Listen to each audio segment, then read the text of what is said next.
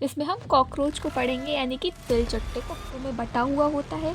सबसे पहले आता है अग्रवक्ष, फिर आता है मध्यवक्ष और फिर आता है पश्चिम। आहार नाल आती है।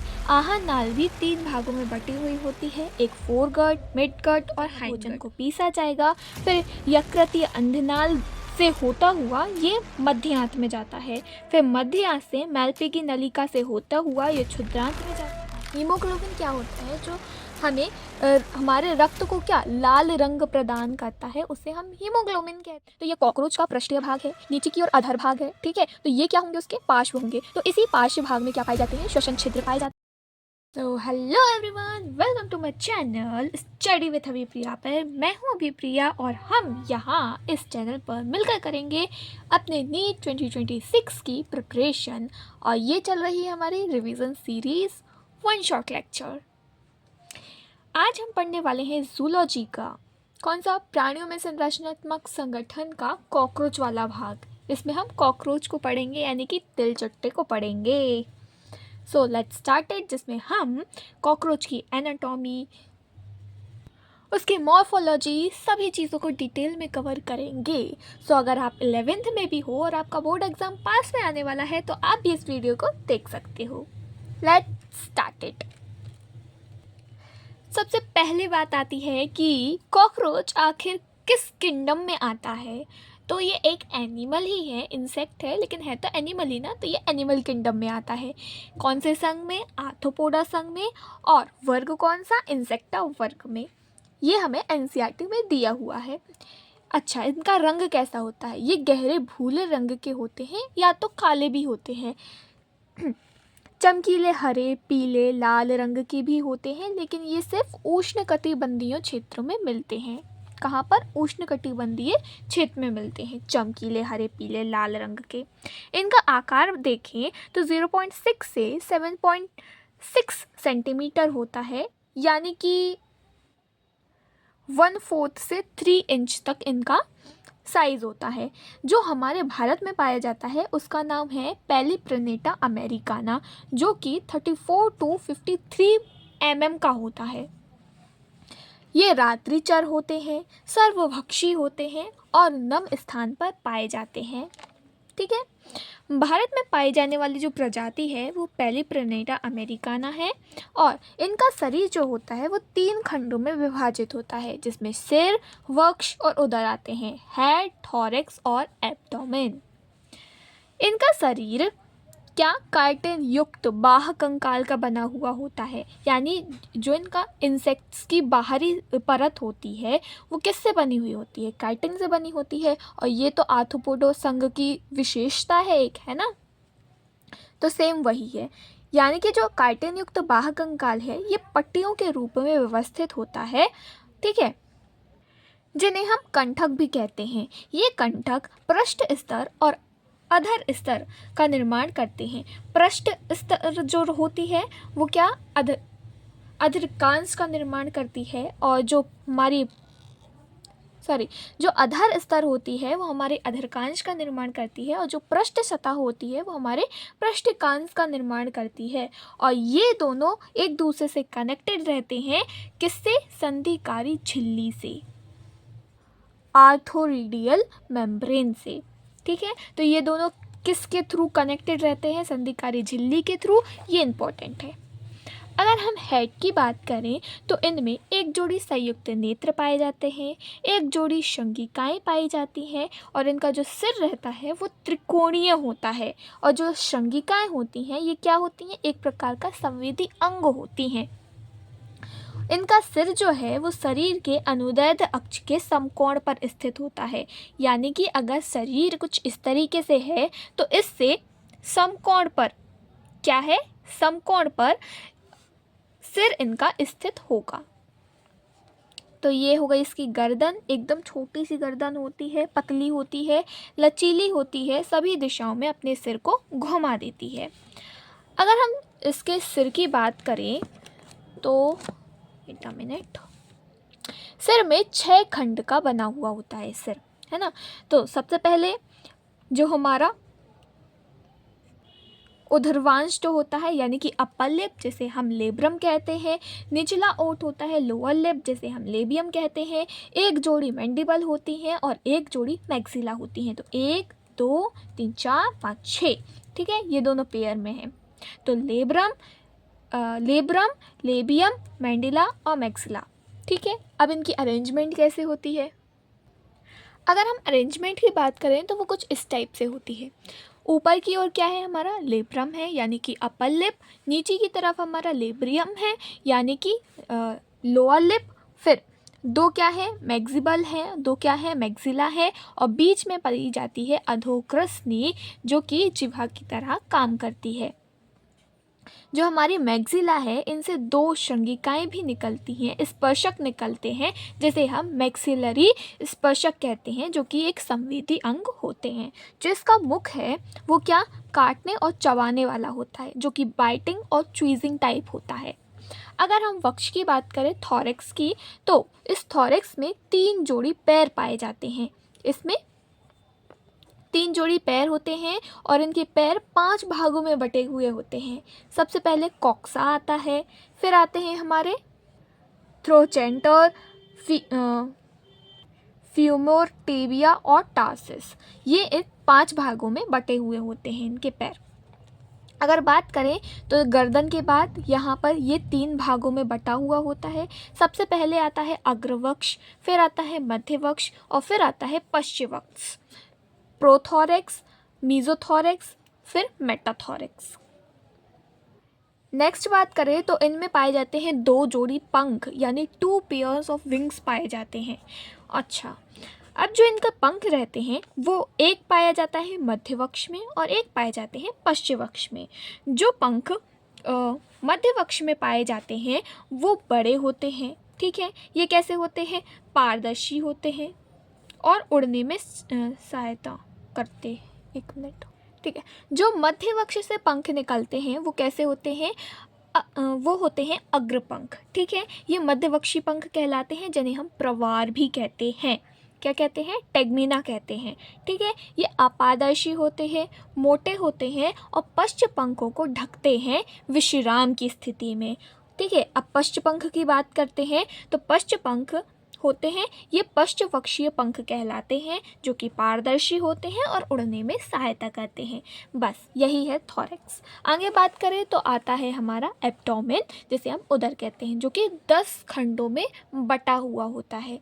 जो मादा का 7वां अधरक नौकाकार होता है यानी पोर्ट शेप का होता है, और 7th + 8th + 9th अधरक जो होता है इसमें जनन कोष्ठ पाया जाता है। नर की बात करें तो इसमें केवल 8वां जो पृष्ठक होता है वो 7वें के अधरक द्वारा ढका हुआ होता है, यानी जो 8वां है वो छोटा सा है जो कि 7वें से ढका हुआ है, ठीक है। अगर हम देखें तो इनमें लैंगिक द्विरूपता पाई जाती है। जो नर रहता है इसका जो अग्रपंख है जिसे हम प्रवार कहते थे वो उदर के आखिरी खंड से आगे तक चला जाता है, यानी जो अग्रपंख होता है वो बड़ा होता है ना। अगर हम नर में देखें तो वहाँ पे गुदाशूक भी पाई जाती है, एनल स्टाइल पाई जाती है, इसमें उपस्थित होती है, जो कि 9वें खंड में उपस्थित होती है, ठीक है। तो मादा में जो अग्रपंख रहता है वो अपेक्षाकृत छोटा होता है कंपेयर टू दी नर के, है ना। और जो नर में है वो गोदाशूक भी पाई जाती है, यानी कि एनस स्टाइल पाई जाती है, किसमें? 9वें खंड में। अगर हम कॉकरोच की एनाटॉमी की बात करें तो सबसे पहले हम इसका पाचन तंत्र पढ़ेंगे, यानी डाइजेस्टिव सिस्टम की बात करेंगे, जिसमें आहार नाल आती है। आहार नाल भी 3 भागों में बटी हुई होती है, एक फोरगट, मिडगट और हाइंडगट, अग्रांत, मध्यांत और पश्चांत, ठीक है। तो अग्र अंत में कौन कौन से भाग आते हैं? इसमें सबसे पहले मुख आता है, ग्रसनी आती है और ग्रसिका आती है, और एक अन्नपुट या शस्य आते हैं जिसे हम क्रॉप भी कहते हैं, और एक सबसे इम्पोर्टेंट पार्ट पेशनी आती है। अगर हम मध्य अंत की बात करें तो यहाँ पर सबसे पहले अग्रांत और मध्यांत के बीच में एक पाई जाती है संरचना जिसे हम कहते हैं यकृतीय अंधनाल। ठीक है, फिर इसके बाद मध्यांत, मिडगट आ गया, फिर पश्चांत आती है और मध्यांत और पश्चांत के बीच में जो स्ट्रक्चर देखने को मिलती है उसे हम कहते हैं मैल्पिगी नलिकाएं। अब पश्चांत में कौन कौन सी चीज़ें आती हैं? सबसे पहले क्षुद्रांत, फिर वहदांत, फिर मलाशय और फिर गोदाद्वार। That's it. आगे हम देखें तो अग्रांत और मध्यांत की संधि पर 6 से 8 यकृतीय, ठीक है, यानी कि जठरीय अंधनाल पाई जाती है। हेपेटिक या गैस्ट्रिक अंधनाल पाई जाती हैं जो कि क्या करती हैं? पाचक रस का स्त्रावण करती हैं। ठीक है, अब बात करते हैं मध्यांत और पश्चांत की संधि पर जो पाई जा रही थी उसे क्या कहते हैं? वहाँ पे 100 से 150 पतली छोटी मैल्पिगी नलिकाएं पाई जा रही थी जो कि उत्सर्जन में क्या करती हैं? सहायता करती हैं। अगर हम अग्रांत की बात करें तो इसमें अंदर की ओर एक उपत्वचा पाई जाती है।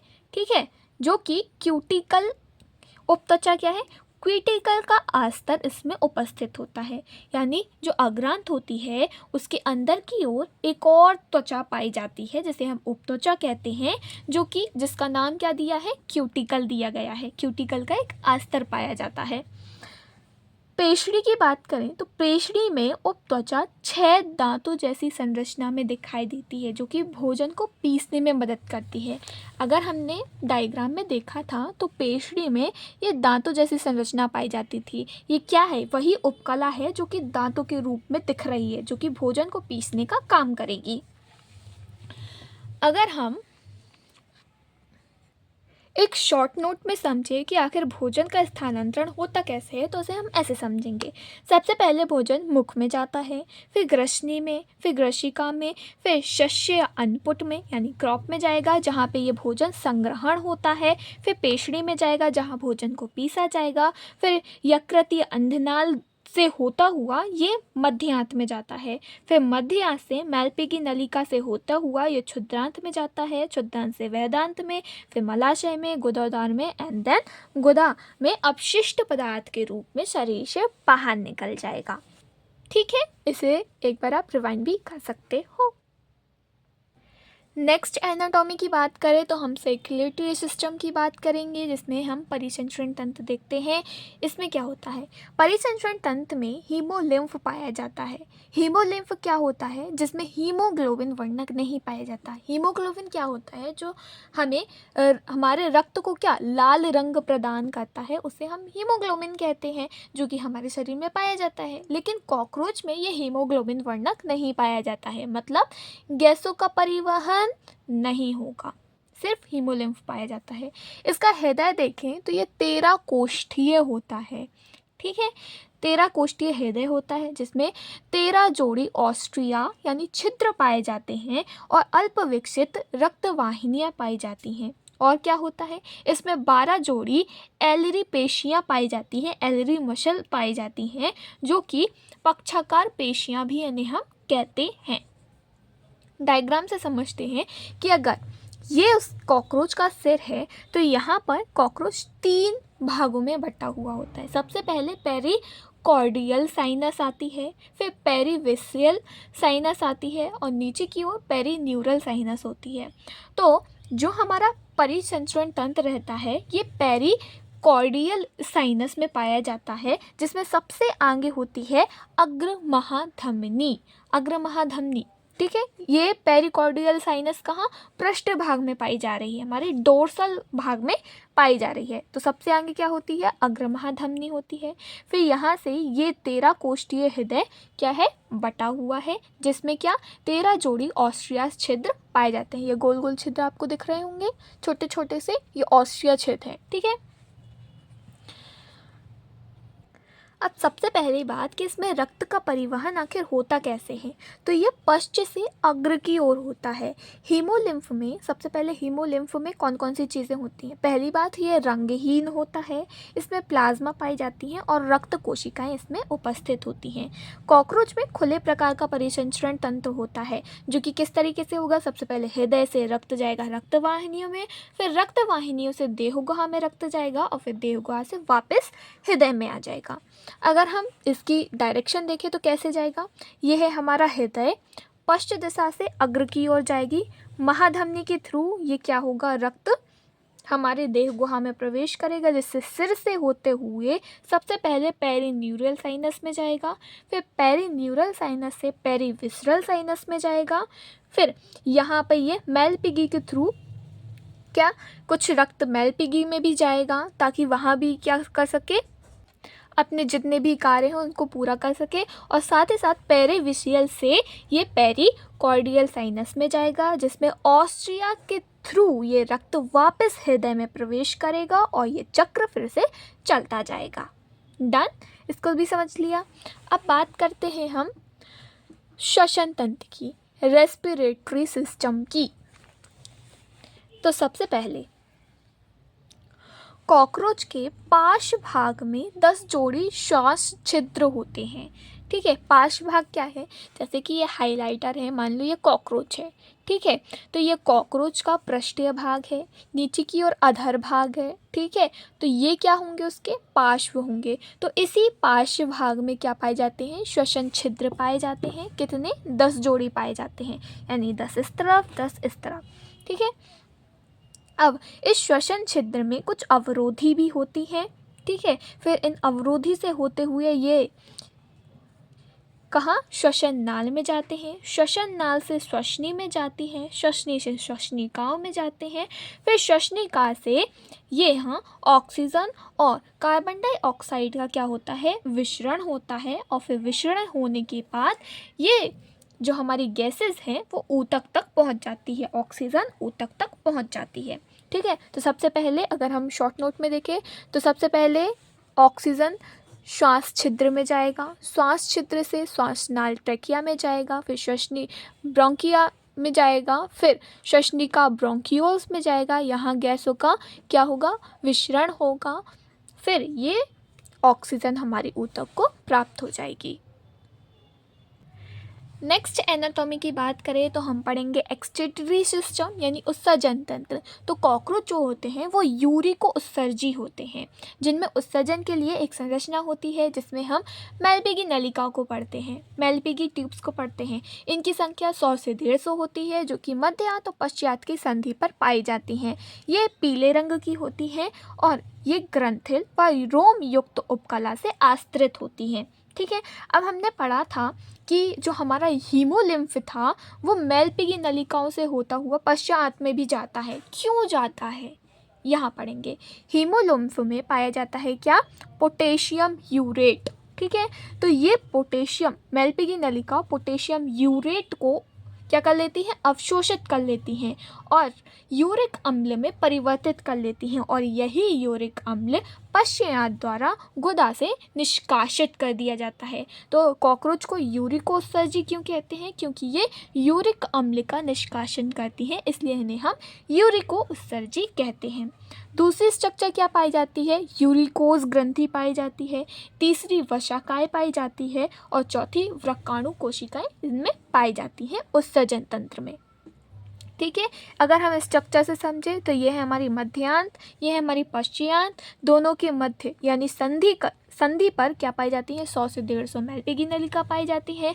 रक्त के थ्रू यहाँ से पोटेशियम यूरेट को अवशोषित किया जाता है, और ये पोटेशियम यूरेट को अवशोषित करके किस में परिवर्तित कर दिया जाता है, यूरिक अम्ल में परिवर्तित किया जाता है, और फिर इस यूरिक अम्ल को गुदा द्वार से बाहर निकाल दिया जाता है। फिफ्थ एनाटॉमी की बात करें तो यहाँ हम नर्वस सिस्टम को पढ़ते हैं, तंत्रिका तंत्र को पढ़ते हैं। कॉकरोच का तंत्रिका तंत्र जो होता है उनमें गुच्छिकाएँ पाई जाती हैं, जिनमें कई सारे न्यूरॉन्स के कोशिका कायों का ये समूह होता है। ठीक है, तो इनकी जो तंत्रिका तंत्र रहती हैं इनमें 9 जोड़ी गुच्छिकाएँ पाई जाती हैं। ये युग्मित तंत्रिका रज्जु होती हैं, जो कि अधर भाग में पाई जाती हैं, और ये ठोस होती हैं। अधर भाग इसलिए तो हमने इसको क्या बोला था, पेरी नर्वस साइनस बोला था, है ना। अब हम अगर कॉकरोच की देखें तो ये पाई कैसे जा रही हैं। सबसे पहले कॉकरोच के सिर वाले भाग में, कॉकरोच का जो सिर वाला भाग होता है वहाँ ये तंत्रिकाएं ब्रेन के रूप में होती हैं। ठीक है, हमारा सबसे पहले क्या होगा, ब्रेन ही तो होगा, है ना। तो ब्रेन में क्या होती है, कुछ इस टाइप से स्ट्रक्चर पाई जाती है, जिसमें सबसे पहले एक अधोग्रसिका गुच्छिका पाई जाती है और नीचे की ओर, ऊपर की ओर अधिग्रसिका गुच्छ पाई जाती है, नीचे की ओर क्या पाई जाती है, अधोग्रसिका गुच्छ पाई जाती है। दोनों को मिला के क्या होती है, ये हमारा मस्तिष्क कहलाता है। अगर हम वक्षीय भाग में बात करें तो यहाँ पर 3 गुच्छिकाएँ पाई जाती है, और अगर हम उदरीय भाग की बात करें तो यहाँ पर 6 क्या पाई जाती हैं, गुच्छिकाएँ पाई जाती हैं। तो 6 और 3 9 क्या पाई जा रही हैं, 9 जोड़ी गुच्छिकाएँ पाई जा रही हैं, और एक क्या पाया जाता है, सिर में ब्रेन पाया जाता है। अगर हम कॉकरोच का सिर काट दें तो भी वह हफ्ते भर जिंदा रह सकता है, क्योंकि सिर में तंत्रिका तंत्र बहुत ही छोटे भाग में उपस्थित होता है। यानी इतनी बड़ी तंत्रिका है जिसका इतना सा भाग है अकेली सिर में, ठीक है। इसी वजह से अगर कॉकरोच का सिर हम काट भी दें तो वो हफ्ते भर जिंदा रह सकता है, लेकिन उसकी मृत्यु निश्चित है, क्योंकि सिर कट गया है तो वो भोजन नहीं कर पाएगा, और भोजन नहीं कर पाएगा तो उसे एनर्जी नहीं मिलेगी, जिसके कारण वो मर जाएगा। अब नेक्स्ट टॉपिक आता है संवेदी तंत्र, सेंसरी सिस्टम। इसमें सबसे पहले हम पढ़ते हैं एक जोड़ी संयुक्त नेत्र, ठीक है, कंपाउंड आइज पाई जाती हैं। ये क्या होती है, प्रत्येक नेत्र में 200 षट्कोणीय क्या पाई जाती हैं, ओमेटेडियास पाए जाते हैं। यानी कि अगर आप षटकोण तो जानती है ना, षटकोण जिसमें 6 भुजाएं होती हैं, ठीक है, तो ऐसे ही 6 भुजाओं वाली इस तरीके से एक स्ट्रक्चर पाई जाती है जिनमें ये 200 षटकोण उपस्थित होते हैं, लाइक पजल्स के जैसे, ठीक है, जैसे हम पजल्स को जोड़ते हैं ना, उसी तरीके से ये भी एक दूसरे से जुड़ी हुई होती हैं, और इन्हें हम क्या कहते हैं, ओमेटेडियास कहते हैं, ठीक है। इसी स्ट्रक्चर के कारण इन जो कॉकरोच हैं उनकी रात्रि दृष्टि जो होती है उसे हम मोजेक दृष्टि कहते हैं, जिनमें अधिक सुग्राहिता पाई जाती है, यानी कि मोर सेंसिटिविटी पाई जाती है, लेकिन कम विभेदन कर पाते हैं, लेस रिजोल्यूशन होता है। यानी कि ये तो जान लेते हैं कि कुछ तो गड़बड़ है, लेकिन उसके एक्ट बहुत धीरे कर पाते हैं। इसलिए आपने देखा होगा जब भी कॉकरोच होता है, मतलब घर में आपने देखा ही होगा कॉकरोच, तो वो छोटी से छोटी एक्टिविटी को जल्दी पहचान लेता है और जल्दी भाग जाता है ना, किसके कारण, इसी स्ट्रक्चर, इसी ओमेटिडिया के कारण, ठीक है, अपनी इसी संयुक्त नेत्र के कारण। नेक्स्ट स्ट्रक्चर की बात करें तो इसमें संगिकाएँ पाई जाती हैं, फिर मैक्सिलरी स्पर्शक पाए जाते हैं, लेब्रियम स्पर्शक पाए जाते हैं, गुदालूम पाई जाती हैं। ये क्या होते हैं, स्पर्श संवेदी होते हैं, यानी कि कोई भी स्पर्श के थ्रू अपनी संवेदनाओं को ग्रहण करते हैं, ठीक है। फिर इसके बाद आता है हमारा रिप्रोडक्शन सिस्टम, जनन तंत्र। तो कॉकरोच क्या होता है, एक लिंगी होता है, यूनिसेक्सुअल होता है, यानी कि नर और मादा दोनों क्या होते हैं, अलग अलग होते हैं। सबसे पहले हम नर जनन तंत्र की बात करते हैं। सबसे पहले एक नर कॉकरोच में एक जोड़ी वृषण पाए जाते हैं, जो कि 4 से 6 उदरीय खंड के पार्श्व भाग में स्थित होते हैं।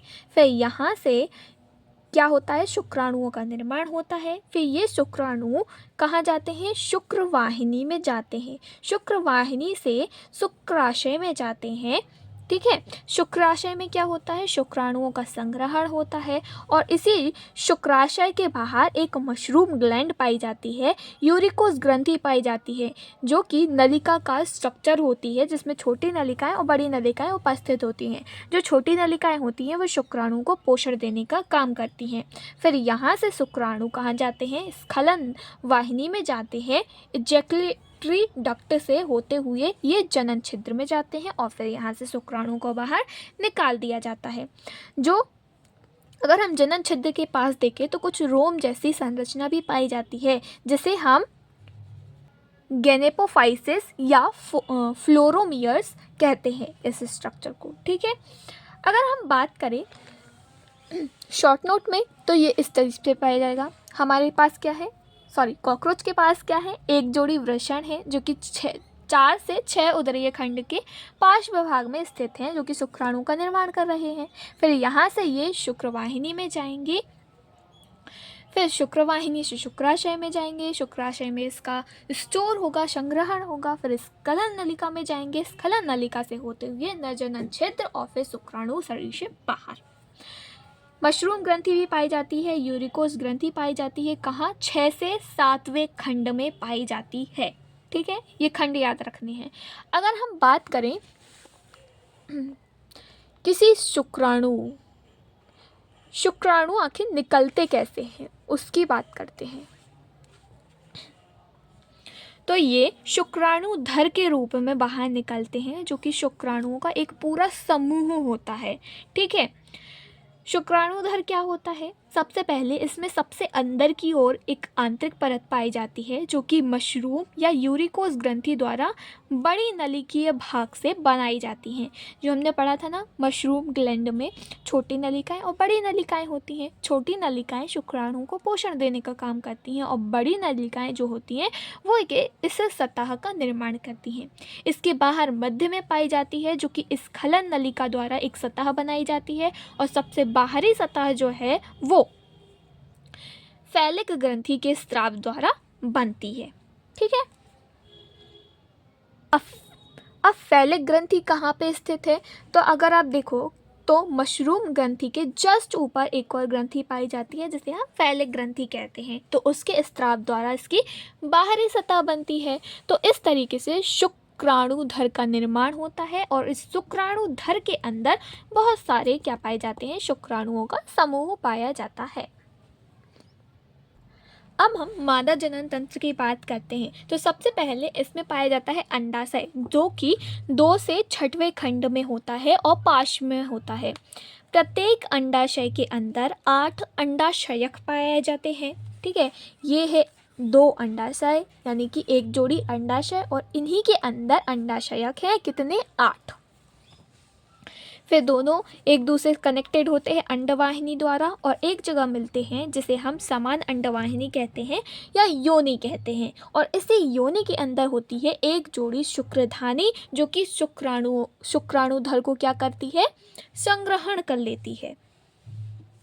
नीचे की ओर जाते हैं तो यहाँ पे पाया जाता है जनन कक्ष और प्रगुहा। ठीक है, और इस जनन कक्ष के ऊपर एक संरचना पाई जाती है, ग्रंथि पाई जाती है, जिसे हम श्लेषक ग्रंथि कहते हैं, और जनन कक्ष और प्रगुहा को मिला के जनन कोष्ठ बन जाता है। अगर हम बात करें अंडाशयक की, तो ये क्या होते हैं? ये परिवर्धित हो रहे अंडाणु होते हैं। क्या है ये? अंडाणु है, परिवर्धित हो रहे अंडाणु है। ठीक है, और जो हमारी शुक्राणुधानी थी वो क्या था? वो शुक्राणुधर को ग्रहण करती है, शुक्राणुधर ग्राही होते हैं। ठीक है, जनन कक्ष की बात करें तो वहाँ पे क्या होता है? निषेचन कैसे होता है? सबसे पहले जो हमारी शुक्राणुधानी थी वहाँ से शुक्राणु आ चुके हैं। ठीक है, अब वो कहाँ पे? इस जनन कक्ष में आएंगे, और वहीं श्लेषक ग्रंथि से हमारे क्या आएंगे? अंडाणु आएंगे। दोनों का निषेचन होगा तो एक क्या होगा? अंड कवच का निर्माण होगा। ये अंड कवच क्या होता है? ये होते हैं निषेचित अंडाणु। ठीक है, इसकी साइज़ क्या होती है? 8 mm साइज़ होती है, और ये गहरे लाल से भूरे लाल रंग के होते हैं। ये अंड कवच है। अब बात करते हैं ये अंड कवच में क्या क्या चीज़ें होती हैं। तो मादा कॉकरोच जो है वो 9 से 10 अंड कवच मुक्त करती है, यानी कि एक मादा कॉकरोच 9 से 10 अंड कवच को मुक्त करती है। प्रत्येक अंड कवच में 14 से 16 निषेचित अंडाणु होती हैं। यानी अगर मान लो कि एक कॉकरोच, मादा कॉकरोच है, जो 10 अंड कवच बनाती है और एक अंड कवच में 14 से 16 निषेचित अंडाणु होती है, यानी कि एक मादा कॉकरोच जो है वो 140 से 160 कॉकरोचों को जन्म दे रही है ना। अब आगे बात करते हैं परिवर्धन की। आखिर इनमें डेवलपमेंट कैसे होता है? ठीक है, तो इनमें अप्रत्यक्ष डेवलपमेंट होता है, यानी कि अप्रत्यक्ष का मतलब क्या है, इनमें लार्वा स्टेज आती है, यानी कि अभ्रक अवस्था निम्फ स्टेज इसमें आती है। ठीक है, और इसमें पोरोमेटाबॉलिज्म क्या स्टेज पाई जाती है। सबसे पहले जो हमारे निषेचित अंडाणु थे, इससे अभ्रक का निर्माण होगा, निम्फ का निर्माण होगा, फिर इस निम्फ में 13 बार कायांतरण होगा, जिसके थ्रू 13 बार कायांतरण होने के बाद ये निर्मोचित होगा और एक अडल्ट कॉकरोच बनेगा। ठीक है, आखिरी कायांतरण से पहले, यानी जो हमारा आखिरी कायांतरण है, यानी कि लास्ट 13वां कायांतरण है, उससे जस्ट पहले यानी कि 12वें कायांतरण पर जो हमारे हाइंड पैड्स होते हैं, यानी कि पक्ष तल्प, वो दिखने स्टार्ट हो जाते हैं, यानी कि जो हमारे हाइंड विंग्स हैं वो दिखने स्टार्ट हो जाते हैं 12वें कायांतरण से। ठीक है, तो इसी के साथ ये कॉकरोच ख़त्म होता है। नेक्स्ट लेक्चर में हम पढ़ेंगे फ्रॉग। तो इस चैनल को अगर वीडियो पसंद आई हो तो सब्सक्राइब और लाइक करना मत भूलना, और अपने दोस्तों को बुलाना तो बिल्कुल भी मत भूलना। ठीक है, so I hope you like it. मिलते हैं नेक्स्ट वीडियो में नेक्स्ट टॉपिक के साथ। तब तक के लिए बने रहिए मेरे साथ इसी चैनल पर। और हाँ, अगर आपको एनिमल टिश्यूज़ की वीडियो चाहिए तो आपको स्क्रीन पे दिख रही होगी, इस पर टिक कीजिए और जाके इसको भी देखिए और अपनी प्रिपरेशन को एकदम स्ट्रॉन्ग बना लीजिए, है ना।